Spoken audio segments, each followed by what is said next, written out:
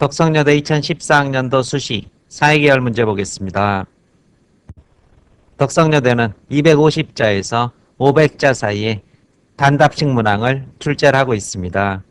문제 1번에서는 선거 참여를 독려하는 인센티브 제도가 가지고 있는 이러한 양면성을 주제로 해서 첫 번째 문제에서는 제시문을 적용해서 원인을 분석하는 것, 그리고 두 번째는 제시문을 활용해서 그 내용을 토대로 대안을 제시하는 그런 내용을 서술하도록 요구하고 있고, 문제 2번에서는 제시문을 비교해서 하나의 사안에 적용해서 자신의 견해를 서술하라. 그런데 그것은 원칙이 중요한가 상황이 중요한가 이런 것들의 시사점이 담겨져 있는 그런 내용을 담고 있었습니다. 문제 3번에서는 구맹주산이라는 이러한 사자성어를 토대로 해서 중심 변수 못지않게 중요한 주변 변수라는 이러한 시사점을 도출한 뒤 그 시사점을 예시 상황에 다시 적용하라 이런 요구를 하고 있습니다. 문제별로 간단하게 키워드 확인하고 대학 측에서 공개한 답안 확인하겠습니다. 문제 1번에서는 나다의 내용을 토대로 해서 다의 정책이 효과를 높이지 못하는 이유를 분석하라 이런 요구를 하고 있습니다. 따라서 제시문 독해 내용을 현상에 적용하는 문제 이렇게 볼 수 있을 것이고, 나와 다는 공통적으로 인센티브에 대해서 서술을 하고 있습니다. 그런데 나에서는 분명하게 경제적 인센티브가 주어졌을 때 사람들이 반응한다. 그리고 다에서는 실질적 의미를 갖지 못하는 그러한 경제적 인센티브는 오히려 사람들의 도덕적인 인센티브, 도덕감마저 훼손시켜서 오히려 부작용과 역효과를 드러낸다. 이런 이야기를 하고 있습니다. 따라서 이 내용을 가에 적용할 때 이러한 선거 참여를 위해서 2,000원 정도를 주는 것은 분명하게 딱 부러지는 경제적 인센티브도 아니고 오히려 사람들의 도덕적 인센티브를 훼손시키는 사안이 될 수 있다. 이러한 답안을 제시하면 될 것이고, 문제 2번에서는 투표를 높이기 위한 정책을 2개 이상 제시하라 이런 요구를 하고 있는데, 제시문 라의 입장을 고려해서 반영하라. 따라서 라에서 말하고 있는 핵심적인 키워드인 자신이 투표를 위해서 시간과 노력을 들이는 것에 대해서 아까워하지 않는 민주시민의 그러한 의식과 자질의 고양이라는 이러한 측면과 관련해서 대안을 제시하셔야 될 것입니다. 답안 정리해 보겠습니다. 문제 1번입니다. 개인의 행동에 인센티브는 중요한 영향을 미친다. 하지만 지문 나를 놓고 볼 때 인센티브가 개인의 행동에 영향을 미치기 위해서는 충분히 큰 특징과 대가를 제공해야 한다. 그런데 공적 영역에서 이처럼 큰 인센티브를 제공하는 것은 현실적으로 불가능하다. 또한 다의 경우처럼 공적이고 순수한 행위를 금전적 인센티브로 성급히 보상하고자 할 경우 공공성과 순수성이 훼손되어 오히려 바람직하지 못한 결과를 유도할 수 있다. 문제 2번입니다. 지문라는 유권자의 민주시민의식 고취가 투표율 제고에 도움이 된다는 입장을 취하고 있다. 그리고 일반적으로 민주시민의식은 비교적 어린 시기 교육이나 체험을 통해서 형성된다. 그러므로 투표율을 높이기 위해서는 초중등 교육과정에 민주주의나 시민의식 등과 관련한 내용을 개발하여 포함시킬 필요가 있다. 중앙선거관리위원회나 대학 등이 민주시민교육을 주도적으로 확대 전개하는 노력도 요구된다. 선거일에 부모가 자녀를 데리고 함께 투표장에 가서 체험하는 운동을 전개하는 것도 시민의식의 성숙에 도움을 줄 수 있다. 의식의 그런 발전이란 측면에서 문제 2번은 구체적 대안을 제시하셔야 될 것입니다.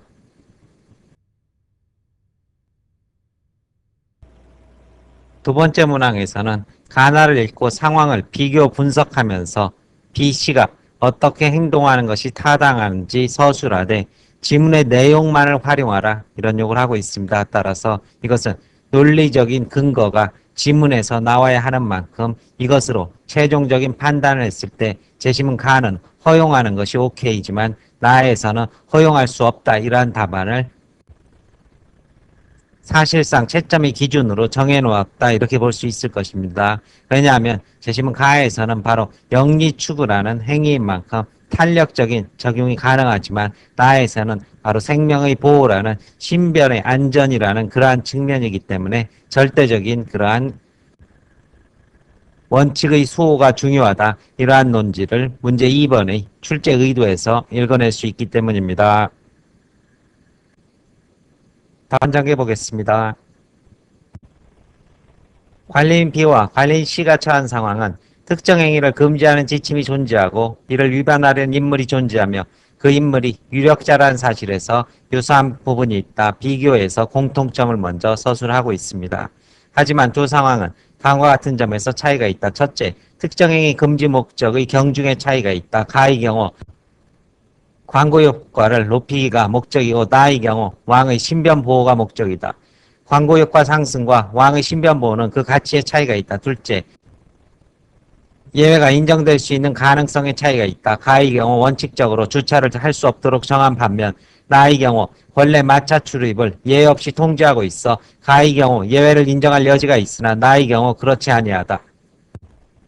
셋째, 예외 인정을 위한 근거 제시 유무의 차이가 있다. 가의 경우 A는 근거 서류를 제시하였으나 나의 경우 태자는 자신의 신분만을 내세우고 있다. 이에 가의 경우 관리인 B는 지침의 목적, 예외 인정 그리고 근거 서류의 존재를 고려해서 A의 주차를 허용하는 것이 타당하다. 이에 비해 나의 경우 관리인 C는 지침의 목적, 예외의 불인정 그리고 구체적 근거의 부재를 고려하여 태자의 마차 출입을 허용하지 않는 것이 합리적이라고 할 수 있다. 이러한 답안을 제시하고 있습니다.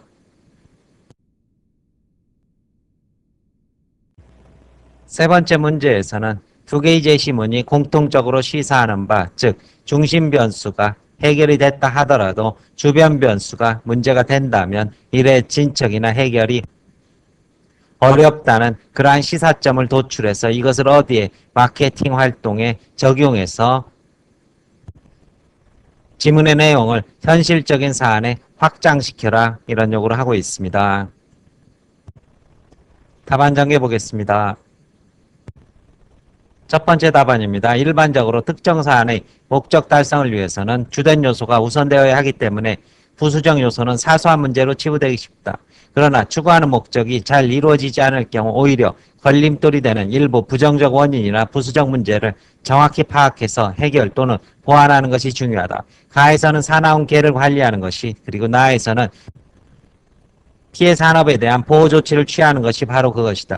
일이 잘 풀리지 않을 때에는 부수적 또는 부정적인 요소와 같은 꼬리가 목적인 몸통을 흔드는지 잘 살펴보아야 한다.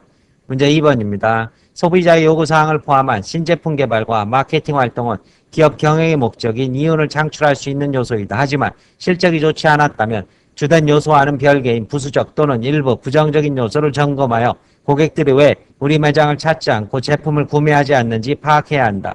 예를 들어 매장의 위치가 외진 곳에 있거나 매장 수가 절대적으로 적어 고객의 접근성이 떨어지는 문제가 있을 수 있다. 매장에 오더라도 제품 판매로 이어지지 않았다면 청결 상태나 제품 배치 등 매장의 환경이 원인일 수 있다. 또한 판매 직원이 신제품에 대한 지식이 부족하거나 불친절하여 고객 응대 방식에 문제가 있을 수 있다. 요컨대 문제 2번에서는 제품의 품질에 관한 그러한 서술을 하는 것이 아니라 이것 이외의 주변 변수, 즉 품질은 경쟁력을 가졌다고 전제를 한 상태에서 주변 변수를 문제점으로 제시하는 서술을 해주셔야 될 것입니다. 설명 마칩니다.